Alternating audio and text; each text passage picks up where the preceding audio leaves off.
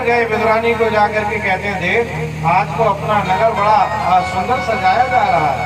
मैंने सुना है कि कल भगवान श्री कृष्ण पधार रहे हैं, मेरे गोविंद आ रहे हैं, हमें गोविंद का दर्शन मिलेगा कल।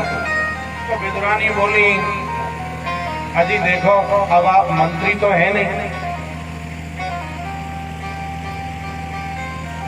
तो आपको वहां राज्य सिंहासन तक तो पहुंचने की अनुमति मिलेगी नहीं, कैसे भगवान का दर्शन कर पाओगे भीड़ भाड़ में।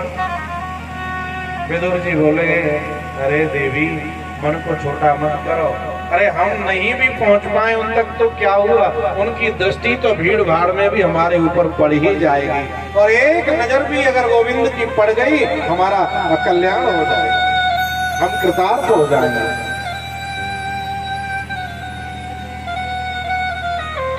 और आज जब भगवान पधारे तो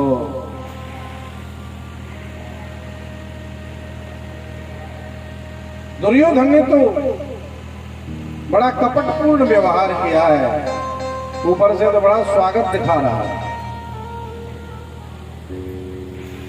भगवान की रथ यात्रा निकली नगर में से, महलों में ले जाकर के सिंहासन पर भगवान को विराजमान किया।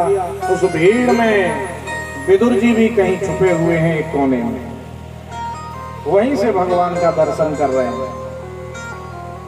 अब भगवान की दृष्टि विदुर के ऊपर पड़ रही है वहीं से।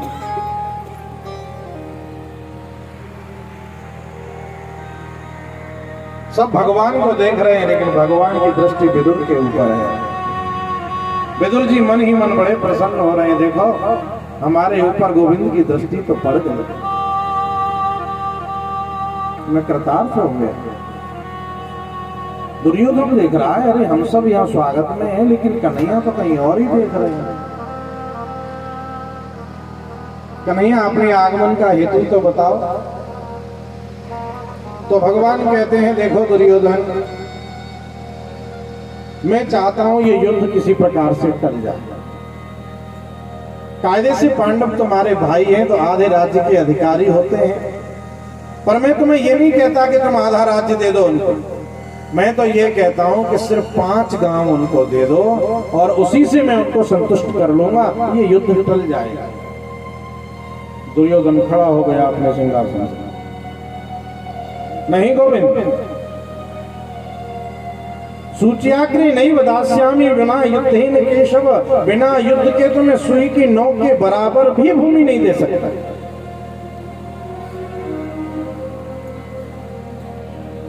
भगवान समझाते हैं, अरे दुर्योधन, युद्ध की कहानियां सुनना ही अच्छा लगता है, युद्ध के परिणाम नहीं जानते तुम। कितनी मांगों का सिंदूर उजड़ जाया करता है, कितने निरपराध लोगों की मृत्यु हो जाया करती है, इसलिए इस युद्ध को टाल दो। दुर्योधन बोला, देखो प्रभु ऐसा है, अब ये बातें तो बाद में होती रहेंगी, आप अभी इतनी दूर से थक करके आए हैं, मेरे घर पे आपके लिए मां ने 56 भोग तैयार किए हैं, आप चल करके आज भोग लगाइए, आपके चरणों से मेरा घर भी पवित्र होगा। भगवान बोले, देखो दुर्योधन, भोजन तो मैं नहीं करूंगा। क्यों? क्योंकि आज तो मुझे विदुर जी के घर पे भोजन पाना है। तो दुर्योधन को हंसी आ गई। दुर्योधन बोला, अरे वो बेचारा आपको कहां से भोजन कराएगा, आपको पता नहीं है शायद, हम अब वो मंत्री पद पर नहीं है, हमने उसको हटा दिया है, उसके खुद के खाने की व्यवस्था नहीं है, तो वो आपको कहां से खिलाएगा। भगवान बोले, इस बात का तो हमें पता नहीं है, लेकिन उसने हमें निमंत्रण दिया है, हमको भोजन के लिए बुलाया है, तो कुछ व्यवस्था भी की होगी, पर आज भोजन तो हमारा विदुर जी के ही घर पे होगा। भीड़ में छुपे हुए विदुर के कानों में जब ये शब्द भगवान के पड़े तो विदुर सोचने लगे, मैंने कौन निमंत्रण किया है,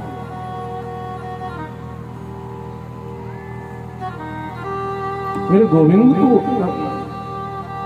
मेरा इतना स्मरण, पर मैंने निमंत्रण तो नहीं किया, दुर्योधन पूछता है, अरे आप तो सीधे महलों में पधारे हो, भला आपका निमंत्रण कब कर दिया उसने? तो भगवान कहते हैं कि उसने द्वारका में ही पत्र भेज दिया था कि जब आप यहाँ आओ तो भोजन मेरी कुटिया पे होगा, तो भोजन तो वहीं होगा। अब विदुर जी को लगा कि कन्हैया का भरोसा कुछ नहीं है, यहाँ से उठ के कब चल दी कुटिया पर, वहां तो कुछ व्यवस्था भी नहीं, तो मैं ऐसा करता हूं कि भोजन की कुछ सामग्री तो जुटाऊं। बाजार के लिए गए और इधर में कन्हैया खड़े होकर के विदुर जी की कुटिया पर पहुंचे। विदुरानी जी स्नान कर रही हैं। गोविंद ने जाके दरवाजा खटकाया, काकी दरवाजा खोलो। जैसे ही शब्द विदुरानी के कानों में पड़ा,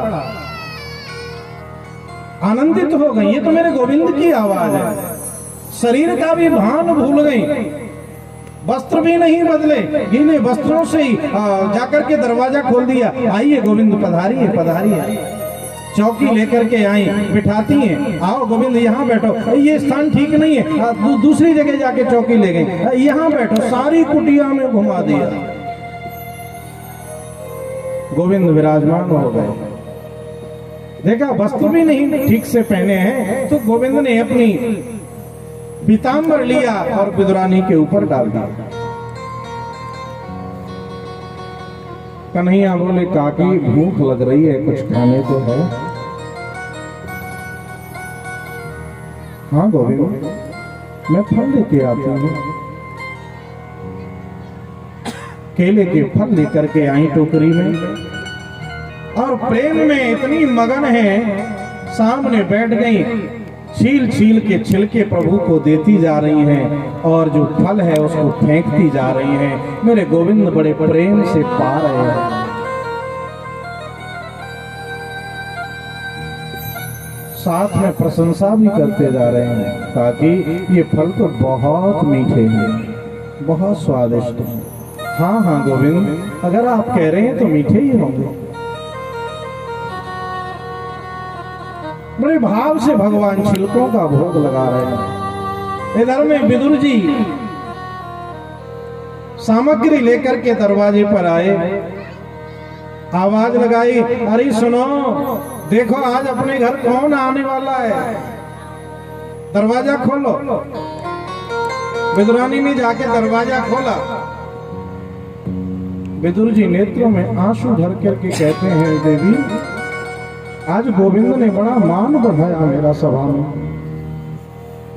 गोविंद कह रहे थे कि मुझे विदुर की कुटिया पे जाकर के भोजन करना है। देखो मुझे लगता है कि अगर गोविंद ने कहा है तो वो जरूर आएंगे।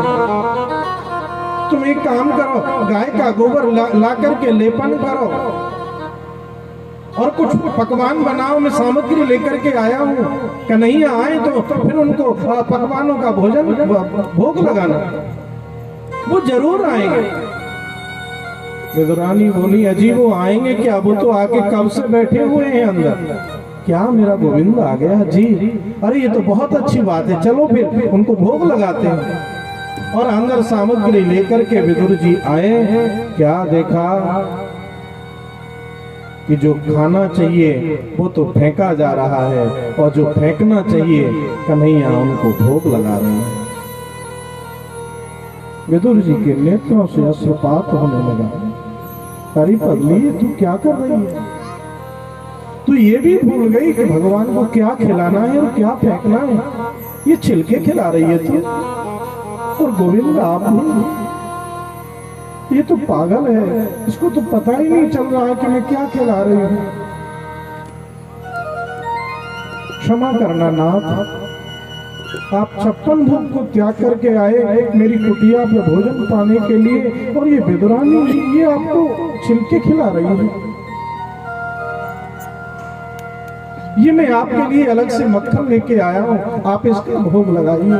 ये लड्डू लेके आया हूँ, इसका भोग लगाइए। भगवान बोले, विदुर काका, सच में मुझे नहीं पता था कि मैं छिलके खा रहा हूँ। मुझे तो इन छिलकों में ही बड़ा स्वाद आ रहा था। क्योंकि भगवान ये नहीं देखते कि आप भगवान को क्या दे रहे हैं, भगवान तो आपका भाव देखते हैं। भाव का भूखा हूं मैं, भाव ही बस सार है, और भाव से मुझको भजे तो भव से बेड़ा पार। भाव बिन कुछ भी जो दे मैं कभी लेता नहीं, और भाव से एक पुष्प दे वो मुझे स्वीकार। आप प्रेम से भगवान को कुछ भी दीजिए, भगवान ग्रहण करेंगे, और बिना प्रेम के तो भगवान 56 भोग को भी नहीं स्वीकार करते। प्रेम का संबंध सबसे बड़ा संबंध है, इसलिए तो बड़ी सुंदर पंक्ति गाई है। सबसे ऊंची प्रेम सगाई, सबसे ऊंची प्रेम सगाई, सबसे ऊंची प्रेम सगाई, सबसे ऊंची प्रेम सगाई, सबसे ऊंची प्रेम सगाई, ऊंची प्रेम सगाई, ऊंची प्रेम सगाई, सबसे ऊंची प्रेम सगाई, सबसे ऊंची प्रेम सगाई।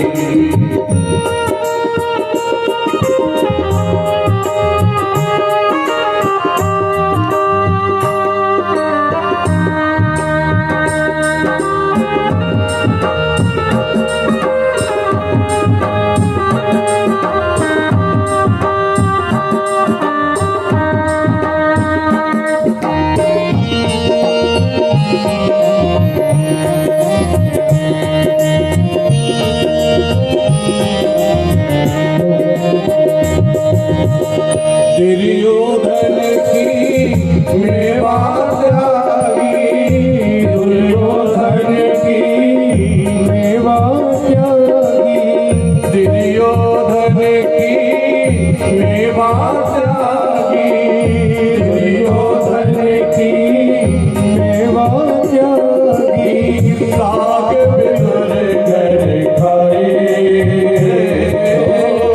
साग बिदुर घर खाए, सबसे ऊंची प्रेम सगाई, सबसे ऊंची प्रेम सगाई, सबसे ऊंची प्रेम सगाई।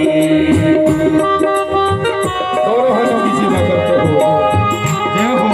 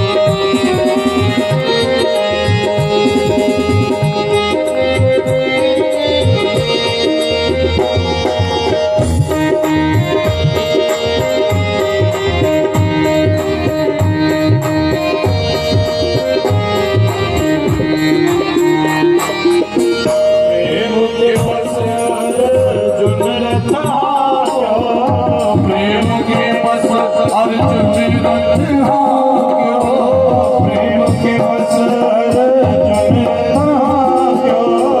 प्रेम के बस अर्जुन रखा भूल गए ठकुराई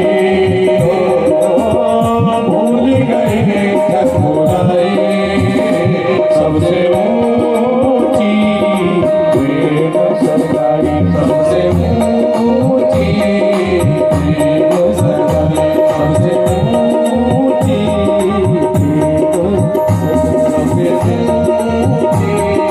प्रेम सरकारी सबसे ऊंची प्रेम सरकारी सबसे ऊंची प्रेम सरकारी सबसे ऊंची प्रेम सरकारी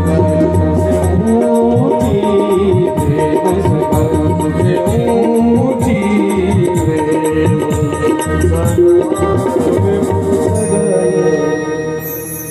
भगवान आपका भाव देखते हैं।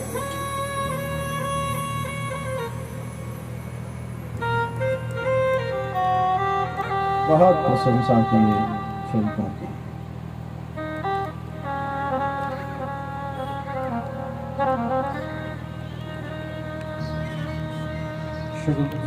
सुखदेव जी महाराज कहते हैं परीक्षित, विदुर जी महाराज तो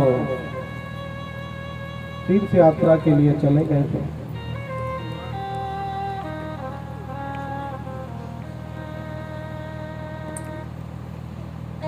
एक बार का प्रसंग है, विदुर जी की भेंट भई उद्धव के साथ में।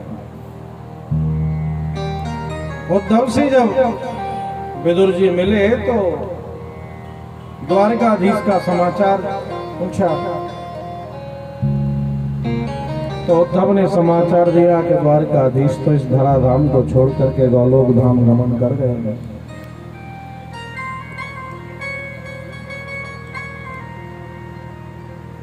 विदुर जी कहते हैं, उद्धव तुम बड़े भाग्यशाली हो कि तुम भगवान जब गोलोक धाम गमन कर रहे थे तब भी तुम उनके पास थे। उद्धव कहते हैं, नहीं नहीं विदुर जी, भाग्यशाली मैं नहीं हूँ, भाग्यशाली तो आप हैं। मैं पास में तो था लेकिन गोविंद चर्चा आपकी कर रहे थे। क्या उद्धव, भगवान मेरे नाम लिए, मेरी चर्चा की? हाँ विदुर जी, आपके लिए कुछ ज्ञान कहा है, कुछ उपदेश दिया है, वो आपको मैत्रेय मुनि देंगे। विदुर जी वहां से हरिद्वार में पहुंचे मैत्रेय मुनि के आश्रम पर। मैत्रेय मुनि ने विदुर काका को आता हुआ देखा, खड़े होकर के भुजाएं पसार के हृदय से लगा लिया। सुखदेव जी कहते हैं परीक्षित, यहाँ से भागवत जी में विदुर और मैत्रेय संवाद आरंभ होता है। मैत्रेय मुनि से कथा श्रवण करने के लिए विदुर जी बैठे और विदुर ने भी वही प्रश्न किया, गुरुदेव कृपा करके ये बताओ, सुखाय कर्माणि करोति लोके, संसार में लोग सुख के लिए कर्म करते हैं लेकिन दुख भोगते हैं। और संसार में हम देख रहे हैं प्राणी बहुत दुखी हो रहे हैं, बड़ा दुख भोग रहे हैं। क्या ये दुख उनको कोई देता है?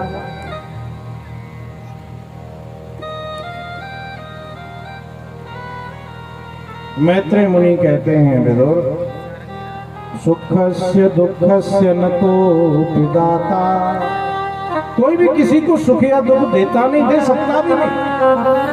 निज कृत कर्म भोग फल भ्राता, देखिए हम सुख भोगें या दुख भोगें, किसी का दिया हुआ हमें दुख नहीं मिल रहा है, हमारा अपना किया हुआ कर्म ही हमें दुख या सुख दे रहा है।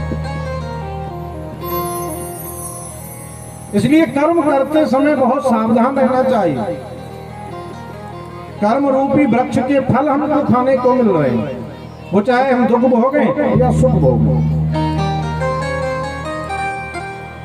निज कृत कर्म भोग फल भ्राता। हम अपना किया हुआ कर्म फल ही भोगते हैं।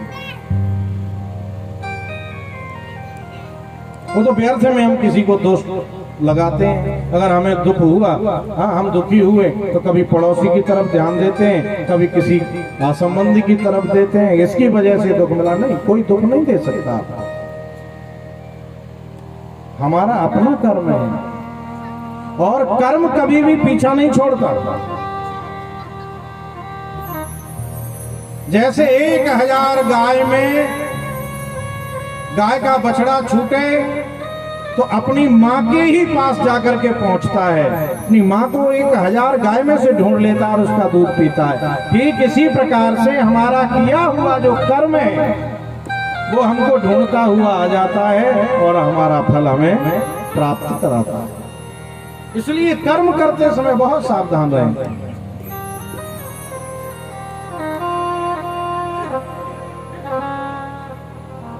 तो विदुर जी ने मैत्रेय मुनि से प्रश्न किया, गुरुदेव कृपा करके ये बताएं कि भगवान ने सृष्टि की रचना कैसे करी।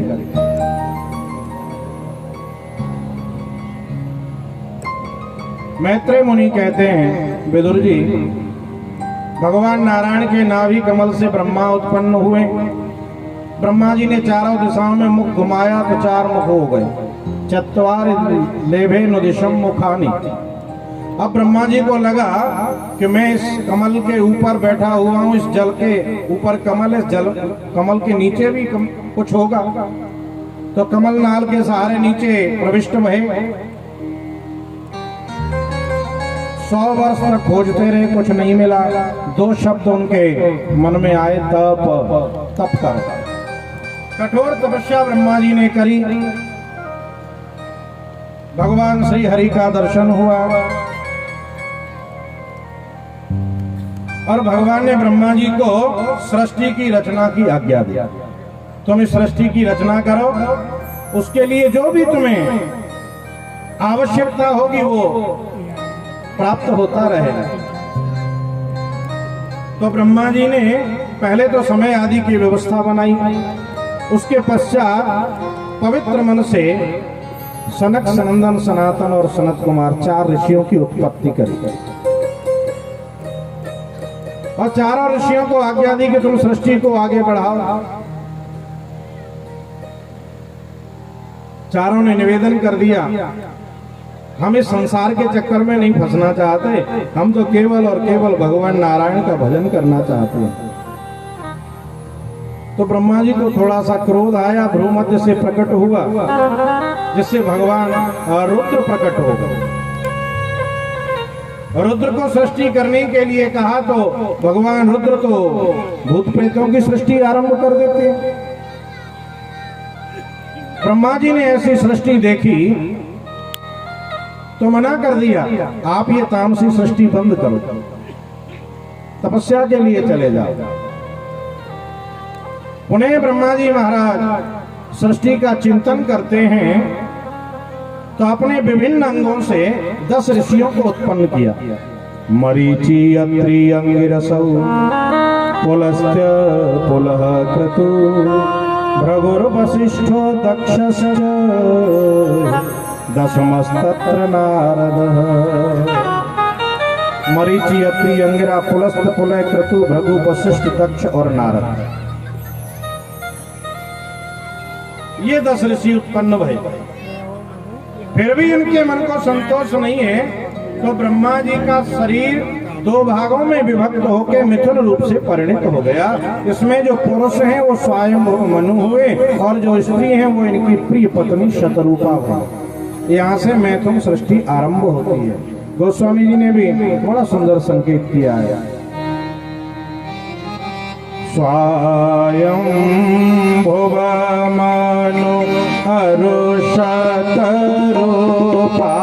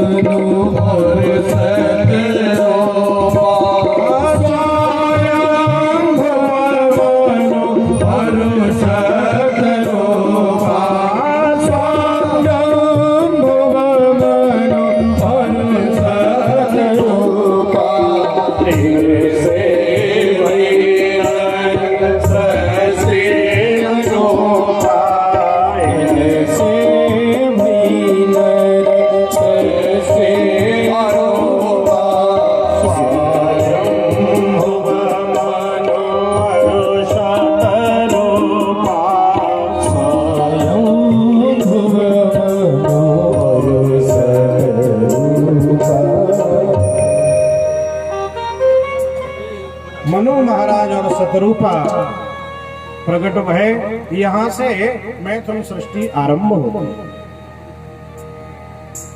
मनु महाराज को शतरूपा से प्रियव्रत और उत्तानपाद नाम के 2 पुत्र, आकृति, देवहूति और प्रसूति नाम की 3 कन्याएं प्राप्त हुई। तो राजा परीक्षित ने निवेदन किया, गुरुदेव आप कह रहे थे कि पृथ्वी जल में डूबी हुई है, तो मनु महाराज ने सृष्टि कैसे करी?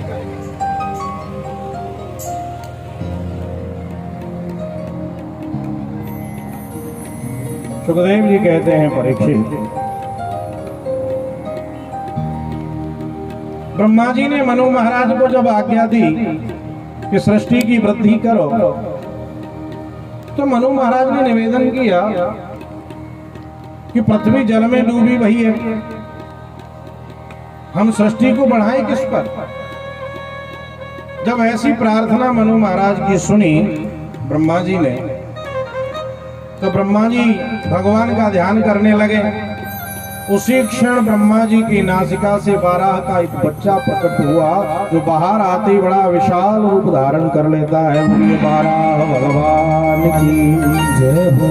भगवान वाराह की स्तुति करी ब्रह्मा जी ने। भगवान वाराह जल में प्रविष्ट भये और पृथ्वी को उठा करके अपनी दंष्ट्रा के अग्रभाग पर स्थापित कर लिया।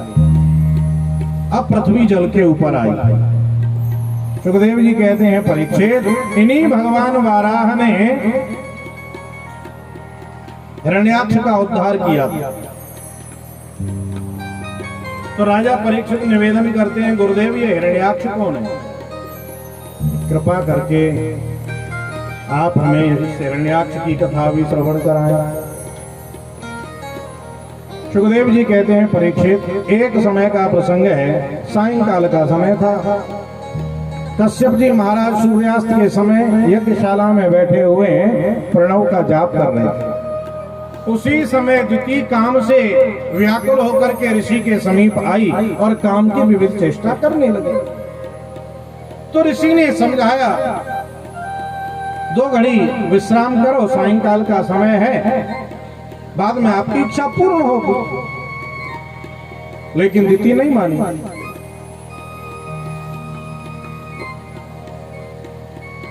ऋषि ने दिति की इच्छा पूर्ण करी, स्नान करके आए और यज्ञशाला में बैठ गए।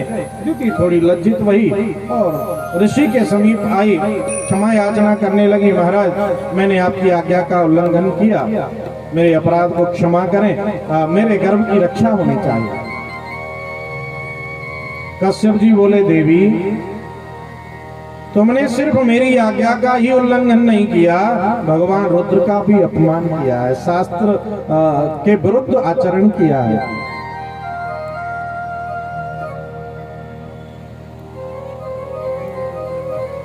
भगवान रुद्र इस समय भ्रमण के लिए निकलते हैं, तो तुम्हारे इस अपराध के कारण तुम्हारे गर्भ से 2 राक्षस पैदा होंगे, जो ऋषि मुनियों को सताएंगे और भगवान के हाथों से उनका उद्धार हो।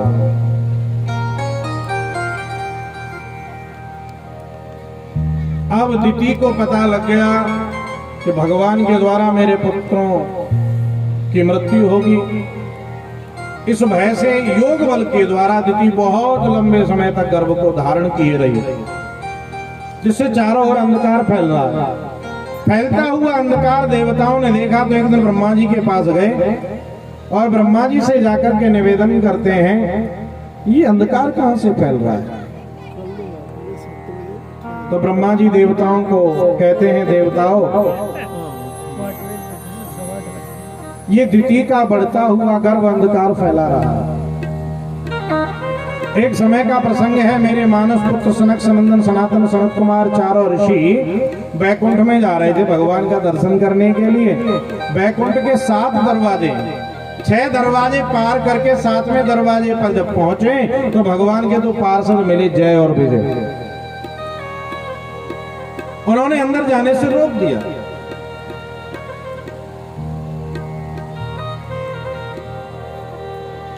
ऋषियों को क्रोध आ गया, श्राप दे दिया, तुम यहाँ रहने के योग्य नहीं मालूम पड़ते, जाओ नीचे के लोकों में जाके राक्षस हो जाओ। थोड़ा ध्यान दें सज्जन, ये चारों ऋषि परम शांत हैं, लेकिन आज बैकुंठ के दरवाजे पर पहुंच करके क्रोध आया तो वहीं से वापस हो गए। मतलब क्रोध इतना खतरनाक है कि व्यक्ति को सफलता के शिखर से नीचे गिरा देता है। इसलिए इस क्रोध से सावधान रहना चाहिए।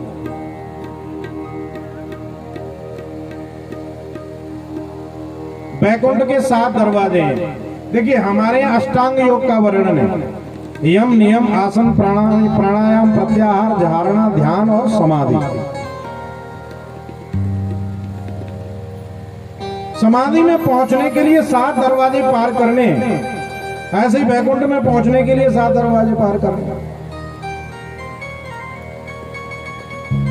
7वें दरवाजे पर क्रोध आ गया तो परम शांत ऋषि प्रवेश नहीं पा सके, वहीं से वापस आए।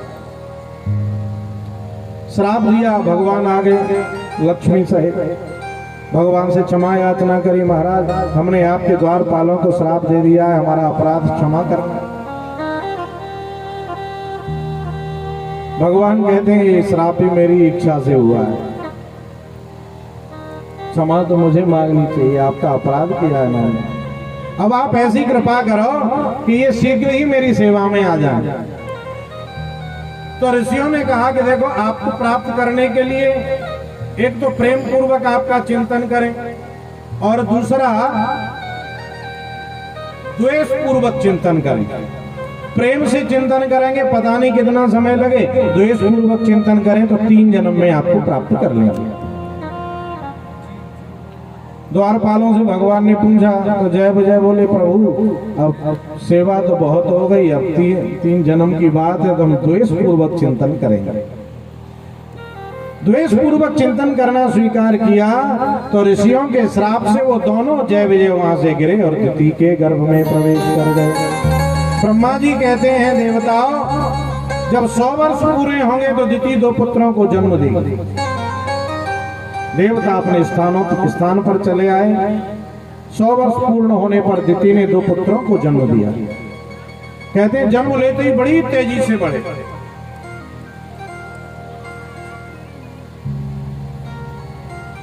एक महात्मा तो कहते हैं कि ये दोनों पुत्र, दोनों का नाम रखा है, एक का हिरण्याक्ष और एक का हिरण्यकश्यप। ये दोनों बड़ी तेजी से बढ़ते हैं, 100 हाथ रोज बढ़ते हैं।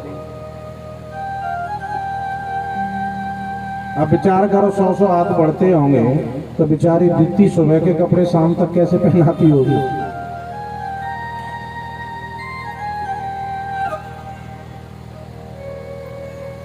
हिरण्याक्ष का मतलब है लोभ और हिरण्यकश्यपु का मतलब भोग। ये लोभ और भोग दोनों बड़ी तेजी से बढ़ते हैं। लोभ तो इतनी तेजी से बढ़ता है जिम प्रति लाभ लोभ अधिकाई, जैसे जैसे लाभ बढ़ता है वैसे वैसे लोभ बढ़ता है। आज 100 की इच्छा करी, 100 की इच्छा पूरी हुई तब तक 500 की इच्छा जन्म ले लेगी। वो इच्छा पूरी नहीं हो पाई तब तक 10,000 की। मतलब ये तो बढ़ता ही रहता है। तो हिरण्याक्ष और हिरण्यकश्यप इसी तेजी से बढ़ रहे हैं। नामकरण संस्कार हो गया, हिरण्याक्ष हिरण्यकश्यप नाम रख दिया गया। अब तो ये बड़े हुए देवताओं को सताने लगे। एक दिन का प्रसंग है, हिरण्याक्ष जो है इंद्र को जाके ललकारता है युद्ध के लिए। इंद्र ने हाथ खड़े कर दिए, वरुण को ललकारा, वरुण ने भी हाथ खड़े कर दिए। रास्ते में नारद जी मिल गए। नारद जी से पूछा हिरण्याक्ष ने, अरे बाबा जी एक बात बताओ, ऐसे ही बीड़ा बजाते फिरते हो कि कुछ आता जाता भी है? बोले हाँ हाँ आता तो है। क्या आता है? बोले जो आता है हम करके दिखा देते हैं। नारद जी ने बीड़ा बजाना आरंभ किया और बस नारायण नारायण गाते हुए नाचने लगे। श्रीमन नारायण नारायण नारायण श्रीमन नारायण नारायण नारायण नारायण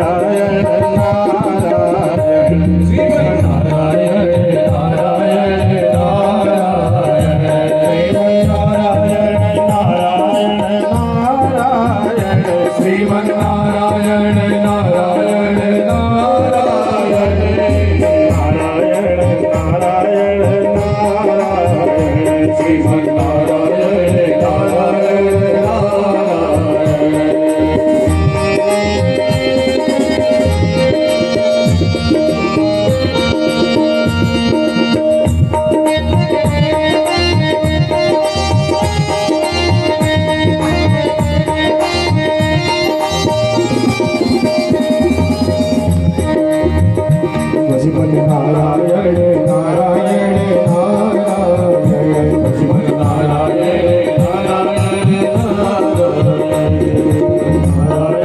नारायण नारायण श्रीमन नारायण नारद जी महाराज नारायण हरि का कीर्तन करने लगे। हिरण्याक्ष बोला, अरे बाबा जी मैं ये नाचने गाने की बात नहीं कर रहा हूं। बोले फिर? अरे मैं तो ये पूछ रहा हूँ कुछ लड़ना भिड़ना आता है कि नहीं? नारद जी बोले, देख भाई हिरण्याक्ष लड़ना तो नहीं आता, पर लड़ाना इतना अच्छा आता है कि एक बार लड़ा देंगे तो दोबारा तुम्हें हाथों में तुम्हारी खुजली होगी नहीं लड़ने की। अच्छा चलो बताओ किससे लड़े? तो नारद जी ने संकेत कर दिया, चले जाओ भगवान 12 रूप धारण करके पृथ्वी को धारण किए वहीं उन्हीं से लड़ो। नारद जी के संकेत पर हिरण्याक्ष सीधा भगवान वाराह के समीप पहुंचा और भगवान वाराह को ललकारा युद्ध के लिए।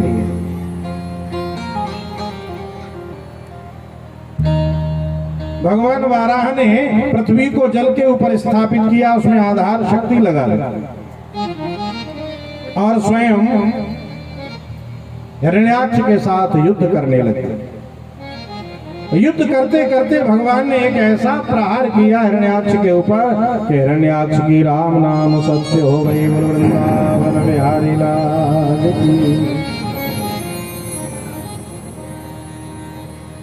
हिरण्याक्ष है लोभ, हिरण्य माने सोना, अक्ष माने नेत्र, यानी जिसकी दृष्टि हमेशा सोने में लगी रहती हो, यानी संपत्ति में लगी रहती हो, वही तो हिरण्याक्ष। ना धर्म का विचार करे ना अधर्म का विचार करे, संपत्ति मिले जैसे भी मिले, वो हिरण्याक्ष। और हिरण्याक्ष को मारा किसने? वाराह ने। वाराह माने भगवान वाराह संतोष का प्रतीक है। अगर लोभ को कोई मार सकता है तो केवल संतोष मार सकता है, अन्यथा लोभ को मारना बड़ा कठिन है। और वैसे भी साहब हिरण्य के लिए यानी सोने के लिए तो सब लालायित रहते ही हैं, लेकिन विचार करें क्या वास्तव में ये सोना ये संपत्ति हमारे काम आएगी? किसी कवि की बड़ी सुंदर रचना है, ना सोना काम आएगा ना चांदी आएगी, ना सोना काम आएगा चांदी आएगी, ना सोना काम आएगा ना चांदी आएगी, ना सोना काम आएगा ना चांदी आएगी।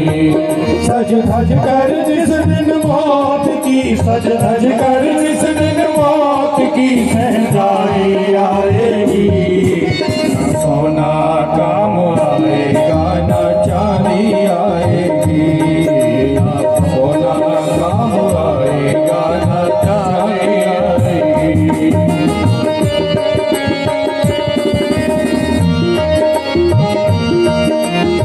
जय हो।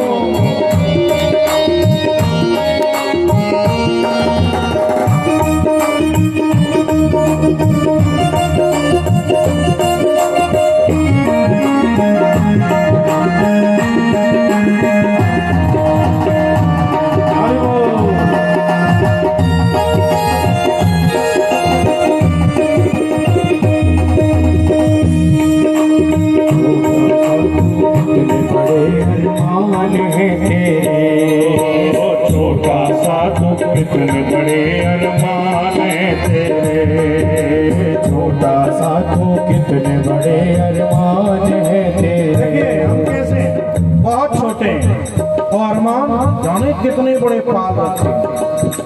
छोटा सा तू कितने बड़े अरमान है तेरे, छोटा सा तू कितने बड़े अरमान है तेरे। मिट्टी का तू सोने के सामान है तेरे, मिट्टी का तू सोने के सामान है तेरे। हम कहेंगे मिट्टी के और सामान, कान में सोना, नाक में, गले में सोना, सोना ही सोना। मिट्टी का तो सोने के सामान है तेरे, मिट्टी का तो सोने के समान है तेरे। मिट्टी की काया एक दिन, मिट्टी की काया एक दिन मिट्टी में समाएगी।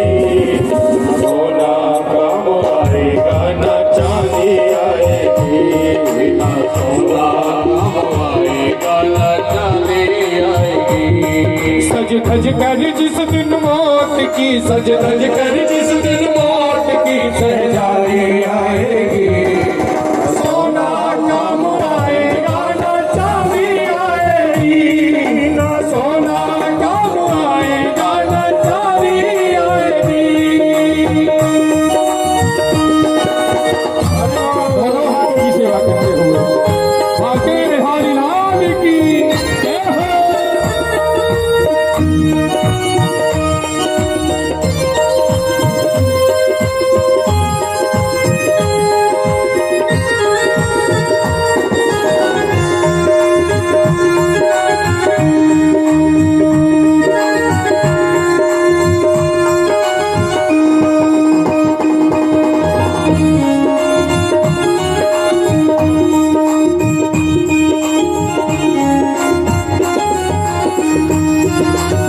ऐसा किया है तूने तेरे साथ जाएगा, जैसा किया है तूने तेरे साथ जाएगा, जैसा किया है तूने तेरे साथ जाएगा। जैसा किया है तूने तेरे साथ जाएगा। बोए है तूने कांटे कैसे फूल पाएगा, बोए है तूने कांटे कैसे फूल पाएगा। ये पाप की गठरी तुझे, ये पाप की गठरी तुझे एक दिन डुबाएगी। ना सोना काम आएगा न चांदी आएगी, ना सोना काम आएगा न चांदी आएगी। सज कर जिस दिन मौत की, सज कर जिस दिन मौत की तैयारी आएगी। सोना काम आएगा न चांदी आएगी, ना सोना काम आएगा न चांदी आएगी।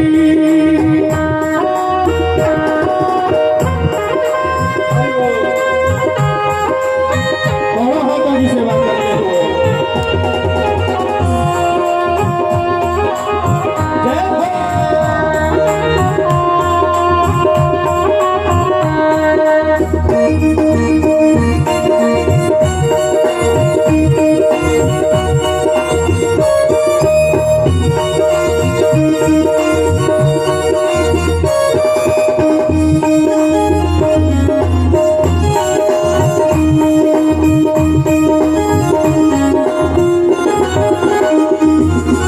भाई भतीजे बंधु सब मतलब के हैं सारे, भाई भतीजे बंधु सब मतलब के हैं सारे। कोई नहीं कुछ काम तेरे आएंगे प्यारे, कोई नहीं कुछ काम तेरे आएंगे प्यारे। भाई भतीजे बंधु सब मतलब के हैं सारे, भाई भतीजे बंधु सब मतलब के हैं सारे। कोई नहीं कुछ काम तेरे आएंगे प्यारे, कोई नहीं कुछ काम तेरे आएंगे प्यारे। करनी तेरी बावले, करनी तेरी बावले सही जाएगी। न सोना काम आएगा न चांदी आएगी, न सोना काम आएगा न चांदी आएगी।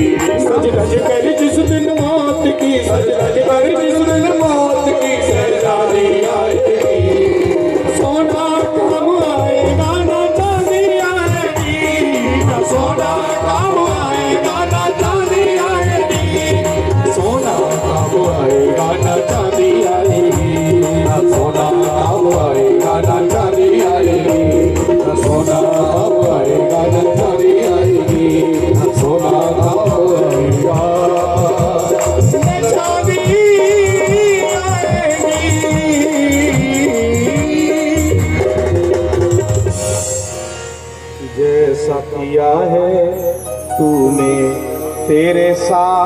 जाएगा, बोए हैं तूने कांटे कैसे भूल पाएगा।